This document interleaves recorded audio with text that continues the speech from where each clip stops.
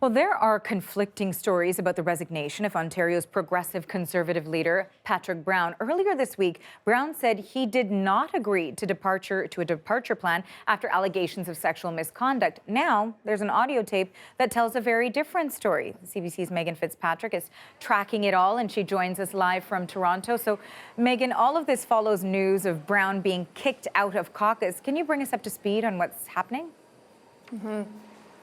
Yeah, quite a significant development this morning, Arthi. It was just a little more than 3 weeks ago that Patrick Brown was leader of this caucus, and as of this morning, he's no longer a member of it. Let's take a look at this statement that was put out by interim leader Vic Fedeli. It reads, "Shortly after becoming interim leader, I asked Patrick Brown to step aside from the PC caucus. The legislature is set to resume sitting on Tuesday, February 20th, following Family Day. Earlier today, Mr. Brown was notified that he's been removed from the PC caucus effective immediately.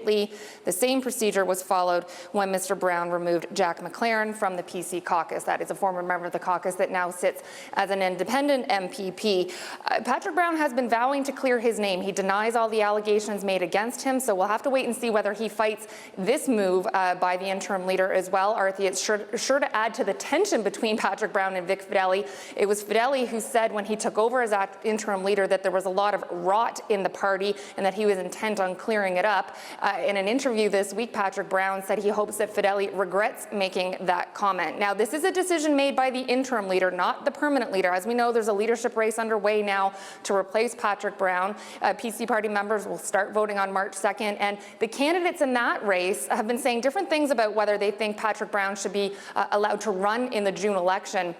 Caroline Mulrooney and Christine Elliott, for example, saying if Patrick Brown can clear his name, he would be allowed to run. Doug Ford saying that Patrick Brown has some things to sort out first and that he would want to talk to him. Tanya Granick-Allen saying he shouldn't be allowed back at all because of what she called corruption in the party. Patrick Brown said in a Facebook post this week that he's getting a lot of questions about what he wants to do about his political future, and he's been saying that he hasn't made any decisions yet, but that he keeps getting a lot of phone calls from supporters encouraging him to run. So with him now out of caucus to run and to fight the allegations, with him now out of caucus, we'll have to see how he intends to fight this and if he'll show up here on Tuesday when the legislature does resume and if he'll be sitting by himself as an independent MVP. And there's so many moving parts to this story, Megan. So what can you tell us about the confusion over the resignation?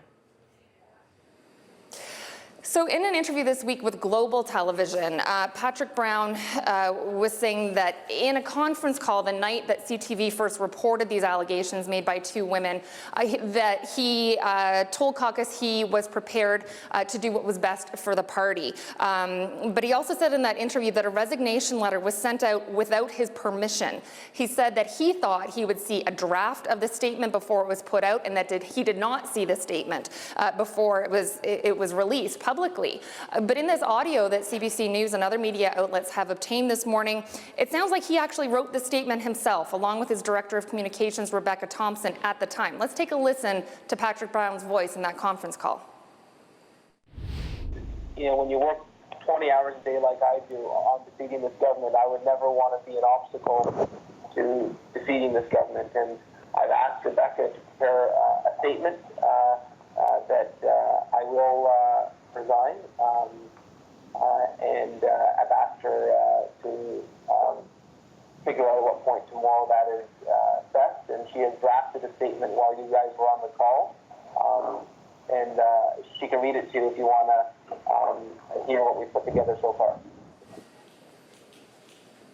You heard him say what we put together, and at that point in the phone call, it sounds like Rebecca Thompson gets on the line and reads what they have written to the caucus. So it's sounding like Patrick Brown was saying he was willing to resign, but not quite prepared to do it right at that time. He was saying in that Global interview as well that he wanted to meet with caucus in person first, and that he wasn't sure what he would have done the next day had he been given the opportunity to meet them, whether he would have resigned or not. But it says in that audio, he says, "I will resign." It sounds like he's telling a bit of a different story. So this is adding to all the confusion, a lot of twists and turns in this Patrick Brown story. Thanks for keeping track of it all, Megan. That is the CBC's Megan Fitzpatrick in Toronto.